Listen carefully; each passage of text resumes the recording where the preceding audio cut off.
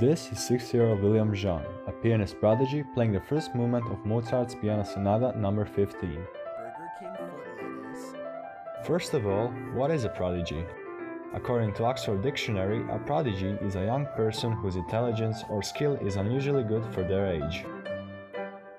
This here is Mozart, arguably the most famous prodigy of all time. He started playing piano for the royal family at the age of 5 and then went on to be one of the greatest musicians of all time.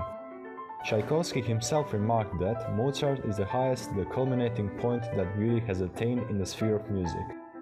Is a prodigy born or made through practice? This is still up to debate, as many researchers and psychologists can't seem to agree upon a single theory. A good portion of them say that prodigies in fact do have natural born talent, but that they have to find and unlock it in the right environment and conditions. This maybe was the case for Mozart, whose father was a renowned music teacher. After his dad noticed his son's passion for music, he left his own career and started creating a supportive environment for his son that helped him excel in music.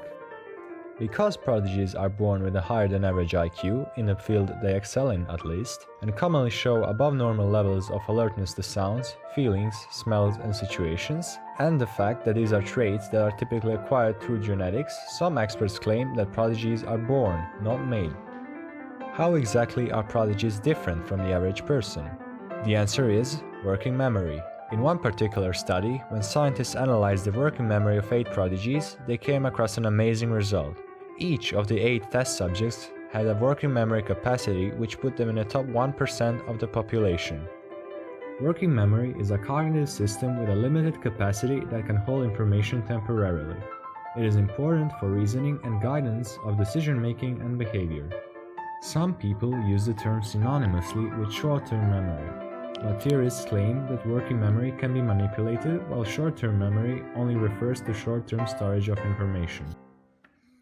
From what we've learned so far, it seems safe to assume that being a prodigy almost certainly means future success, right?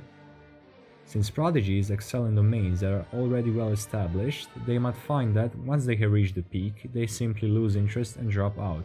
The skill of being a child prodigy is qualitatively different from the skill of being an adult creative genius, so only a tiny few continue on to be one.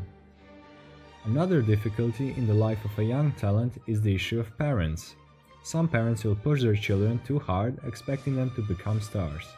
This, for example, happened to tennis player Andre Agassi. In his autobiography, he opened up about his childhood, having to grow up with a very unconventional father. Overly demanding and emotionally abusive to the whole family, he groomed young Agassi for tennis greatness by building a tennis court in their backyard and sending Agassi to tennis boarding school. Today, psychologists and experts are moving past the question of whether prodigies are made or born. They are instead focusing on how to create an environment where children can excel and gain the desired talent. And now, to finish as we started, an extraordinarily intimate and genius poem from Mozart.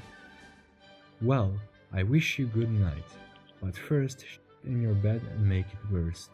Sleep soundly, my love, into your mouth, your arms you'll shove. Bonus segment: Savant Syndrome.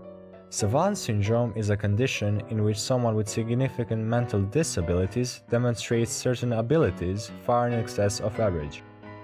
The skills savants excel at are often related to memory, which may include rapid calculation, artistic ability, map-making, or musical ability.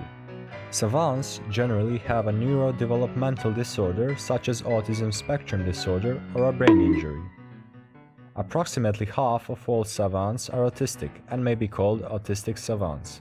An example of a mega savant is Kim Peek, who is famous for his exceptional memory.